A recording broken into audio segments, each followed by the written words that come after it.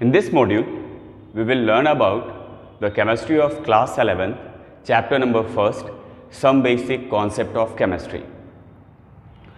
आज के टॉपिक में हम थर्ड टॉपिक को डील करने वाले हैं इस चैप्टर का, जो होगा mole concept and molar mass.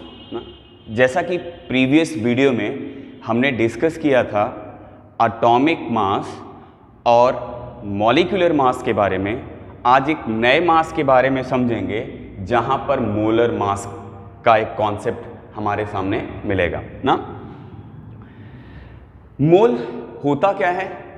कभी भी आपसे पूछा जाए व्हाट इज अ मोल, तो सिंपल सा एक आपको डायमेंशन में बताया गया कि mole is actually a unit ना। Unit for what? मोल क्या है? एक तरीके का यूनिट होता है। और अगर यूनिट्स को देखें तो पिछली ही वीडियो में हमने बताया कि यूनिट हमेशा एक रेस्पेक्टिव मेजरमेंट होता है ना। और यूनिट को भी अगर क्लासिफाई करें तो यूनिट्स को दो तरीके से क्लासिफाई कर सकते हैं। एक जो सिंगल यूनिट होता है, एलिमेंट्री यूनिट होता है, और दूसरा जो ग्रुप्ड यूनिट होता है ना। इस तरीके से मोल का जो यूनिट दिया गया, it is actually a grouped unit, collective unit इसको बोल सकते हैं ना। कलेक्शन ऑफ पर्टिकुलर मटेरियल का जब एक पूरी तरीके से यूनिट बनता है तो उसको कलेक्टिव यूनिट बोल देते हैं। जैसे अगर हमने बोला 1 डजन ना, तो 1 दर्जन का मतलब क्या हो गया? Collection of 12 items. उसी तरीके से मोल भी एक यूनिट है और एक कलेक्शन करता है एक specific number of materials, number of objects, number of that atoms, molecule और the ions। और वो कैसे होगा अभी थोड़ी देर में हम देखेंगे जब इसको डिस्कस करेंगे। बने रहिए वीडियो में लास्ट तक ये समझने के लिए कि मोल कॉन्सेप्ट के अकॉर्डिंगली मोल होता क्या है, मोल को किस तरीके से हम समझ सकते हैं और मोलर मास क्या बोलता है। डन है? Mole is a unit. Unit में भी एक ऐसा हो जाएगा, कलेक्टिव यूनिट हो जाएगा। कलेक्टिव यूनिट कितने का कलेक्शन है ये भी समझेंगे। यूनिट किस चीज का है ये भी देख लें, तो it is amount of substance.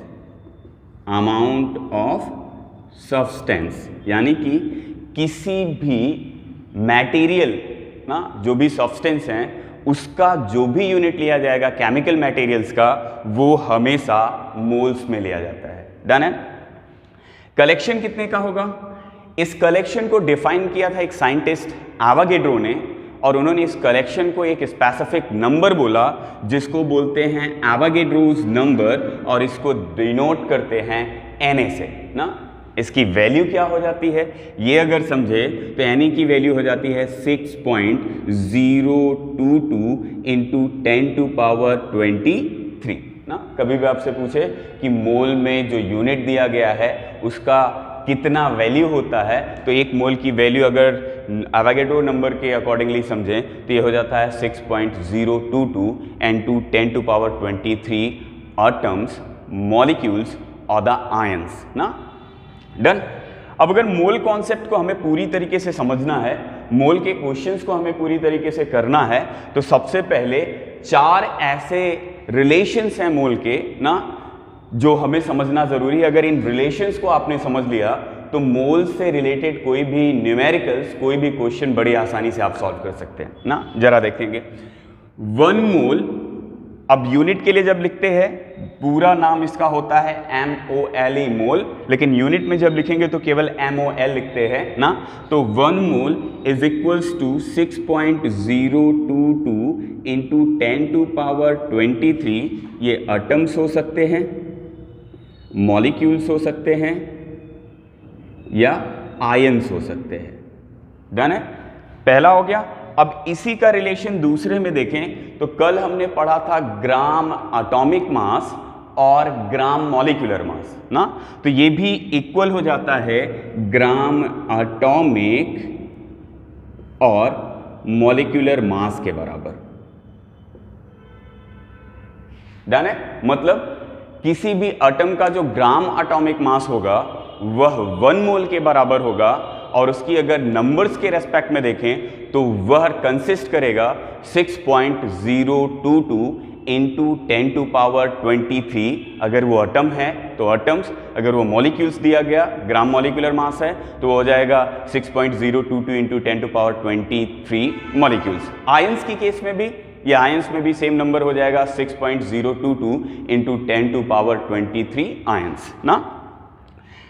Last अगर इसकी एक और देखें रिलेशन तो ये किसी भी मटेरियल जो कि गैसियस फॉर्म में हो ना, ज़्यादातर गैसेस के लिए अगर देखें तो इसका एक वॉल्यूमेट्रिक एनालिसिस भी दिया गया जिसमें हुआ 22.4 litre of a gas at STP standard temperature and pressure ना।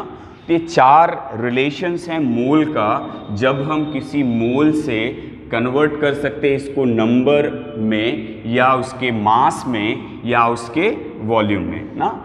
ये चारों एक दूसरे के इक्वलाइज हो जाते हैं। मतलब अब फिर से समझें तो 1 mole equals to 6.022 into 10 to power 23, this may be an atom और मॉलिक्यूल और द आयंस।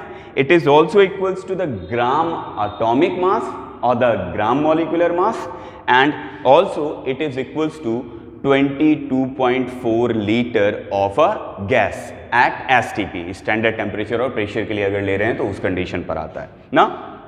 मतलब अब अगर समझे पिछले कॉन्सेप्ट में पिछली वाली वीडियोस के थ्रू तो हम बता सकते हैं कि अगर हमको किसी भी एटम का मास दिया गया है तो हम कैलकुलेट कर सकते हैं कि कितना नंबर ऑफ मोल वो होगा अगर हमको उसका ग्राम एटॉमिक मास या ग्राम मॉलिक्यूलर मास पता हो ना। जरा देखें, हम बात करें अगर ऑक्सीजन एटम की बात करें ना, आपको दिया गया कि ऑक्सीजन का आपको 8 ग्राम ऑक्सीजन आपको प्रोवाइड किया गया है। ये एटॉमिक फॉर्म में मैं लिख रहा हूं, केवल ऑक्सीजन है। अगर 8 ग्राम ऑक्सीजन आपको दिया गया है तो अगर इसका आप मोल्स में कैलकुलेशन करें जिसको रिप्रेजेंट करते हैं स्मॉल n से, तो यह हो जाएगा गिवन मास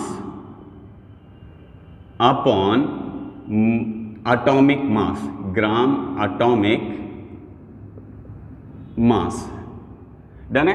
तो इस तरीके से अगर कैलकुलेट करें तो गिवन मास 8 और एटॉमिक मास इसका होता है 16, यानी कि ये कैलकुलेट करने के बाद आ जाएगा 0.5 मोल ना।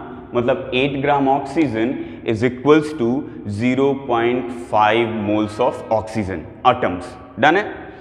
अगर ये मॉलिक्यूल की केस में लेते ना, अगर ये आपको दिया गया कि O2 का मास दिया गया है 8 ग्राम, इस कंडीशन में क्या हो जाता है, सेम यही फॉर्मूला अगर लगाते तो n इक्वल्स टू हो जाता है given mass upon gram molecular mass, क्योंकि अब यहां पर O2 इज अ मॉलिक्यूल ना।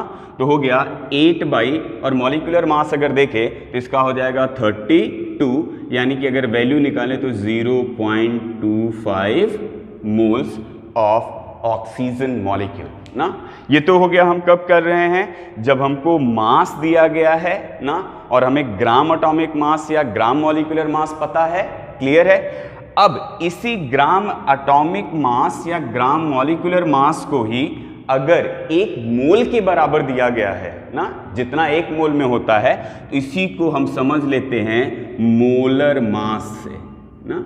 इसी को क्या बोल देते हैं, मोलर मास। मतलब चाहे किसी एटम के लिए देखें, अगर एटॉमिक मास, ग्राम एटॉमिक मास के मास हमको दिया गया है किसी एटम का, तो वह उसका मोलर मास कहलाएगा। या किसी मॉलिक्यूल का अगर ग्राम मॉलिक्यूलर मास दिया गया है तो उसको हम बोल सकते हैं उसका मोलर मास। डन है।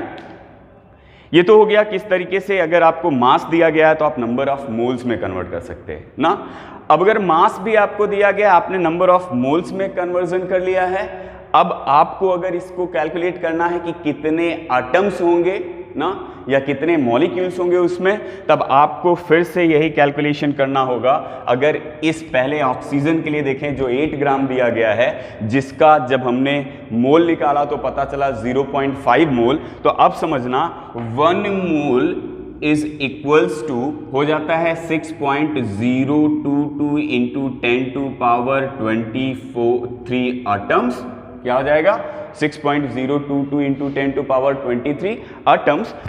अगर इसी को ना, अब आपको कितना दिया गया 0.5 मोल ऑफ ऑक्सीजन एटम, क्लियर। अगर ये दिया गया है तो ये हो जाएगा 6.022 into 10 to power 23 multiplied by 0.5, मतलब इस 0.45 मोल्स ऑफ ऑक्सीजन एटम में जो नंबर ऑफ ऑक्सीजन एटम होगा यह हो जाएगा 5 से, अगर इसको मल्टीप्लाई करें 0.5 से तो ये हो जाएगा 3.011 into 10 to power 23 atoms of oxygen.